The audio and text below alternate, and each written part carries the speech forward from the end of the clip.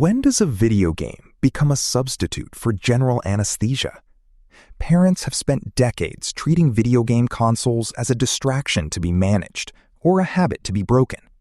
But a Vox piece published on August 20th, 2026 asks a more interesting question. What happens when a medium built entirely around capturing human attention is redirected toward medicine? The reporting moves from pediatric wards, where doctors are using virtual reality to replace general anesthesia for children, to multiplayer networks, where gamers are helping sequence DNA.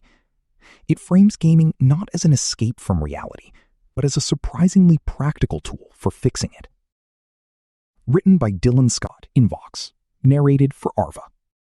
If you're like me, and you grew up in a house where your mom refused to let you get a video game console because she believed sitting and staring at a TV was bad for you, you might think of video games as antithetical to health.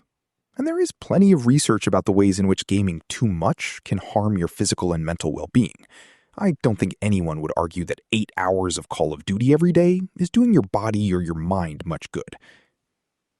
The future of medicine is video games. In the future, kids won't receive anesthesia for minor surgeries. They'll get put into virtual reality.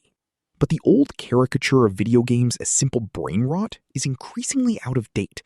Even some normal, non-educational games can help with brain function, as long as they are played in moderation, and some games are better than others. Beyond that, what if we could take something that is wildly popular? There are 3 billion gamers worldwide, 190 million in the United States, and reimagine it in a way that goes beyond just entertainment. Gaming tech has advanced to the point that we can put people into hyper-realistic virtual realities, or use AI to create new personalized gaming apps with a brief voice prompt. These and other capabilities are unlocking new ideas from ambitious physicians and game developers that would have sounded like science fiction when I was a teen. There's increasing evidence that these platforms can be adapted to do genuinely incredible things to benefit our health. Here are just 2 ways in which video games are poised to change medicine, including one that allows any of us to game out in the name of advancing science. I can't wait to tell my mom. Video games could solve some big challenges in caring for kids. My perspective on video games in medicine started to change when I learned about one specific use as an alternative to anesthesia for children and adolescents. Here is a genuine clinical problem. For years, doctors have had few options beyond general anesthesia for kids who need to undergo imaging or minor surgeries. An MRI, for example, really only works when the patient is able to stay completely still. And as anyone who has spent a single minute around a child can attest, that's hard for kids to do. So children have been put under during routine MRIs or minor procedures that, when they're performed on an adult, require only local anesthesia or no anesthesia at all. Our political wellness landscape has shifted. New leaders, shady science, contradictory advice, broken trust, and overwhelming systems. How is anyone supposed to make sense of it all? Vox's senior correspondent Dylan Scott has been on the health beat for a long time, and every week he'll wade into sticky debates, answer fair questions, and contextualize what's happening in American healthcare policy. Sign up here. But giving children general anesthesia comes with health risks.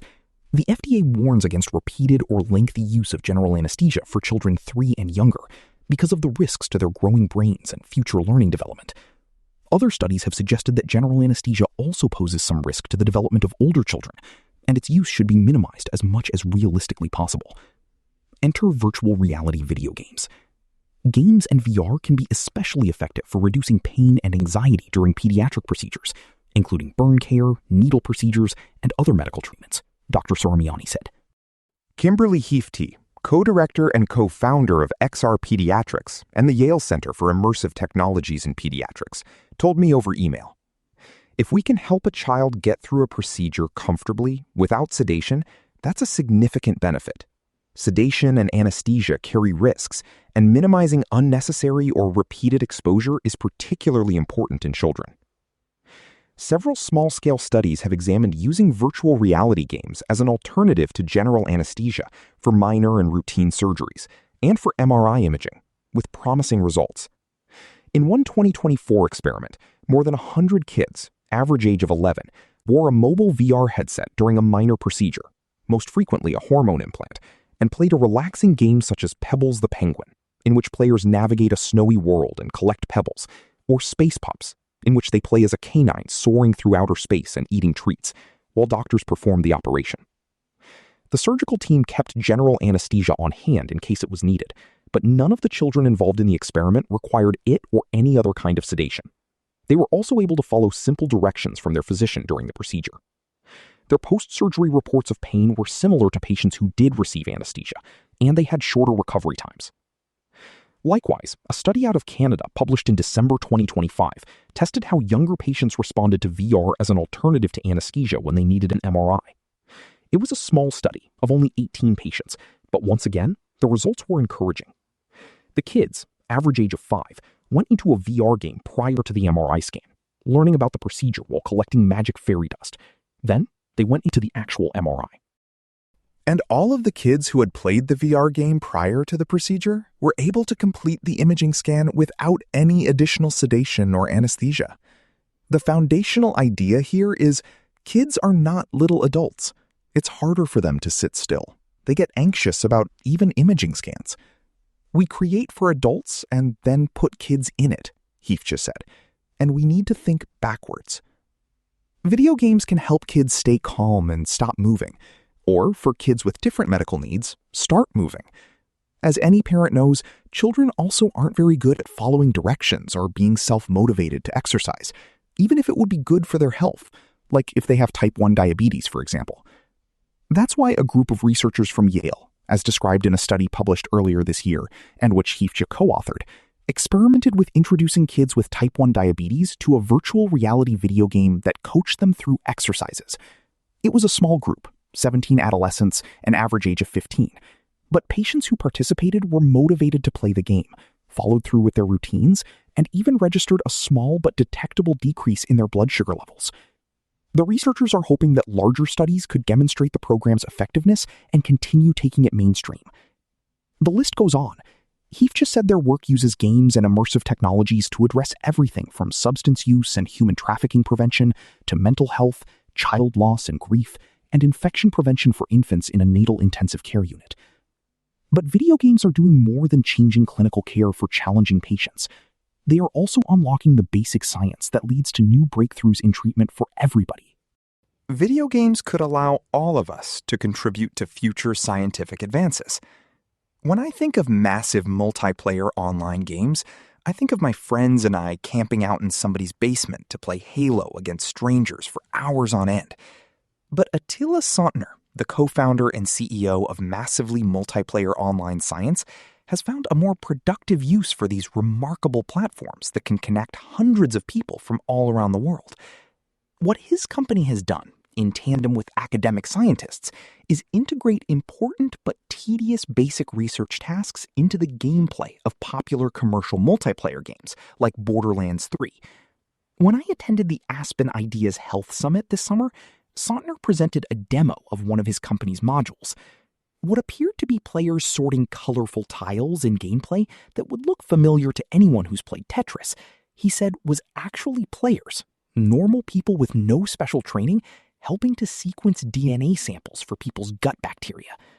Players in the game learn the task from a Borderlands character, including its ultimate scientific aim, and then complete the puzzles that the scientists have set up. Games are the absolute masters of engagement.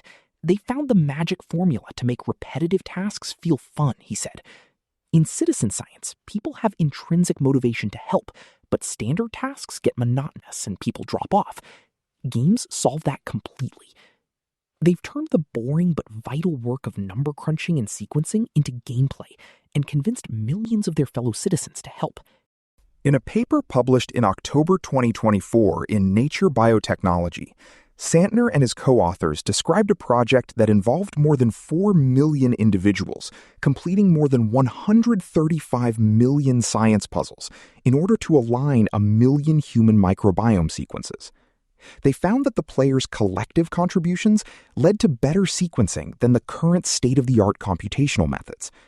In another project, they turned some basic cellular analysis tasks into gameplay on the multiplayer game EVE Online that, once again, performed better than what is now the standard.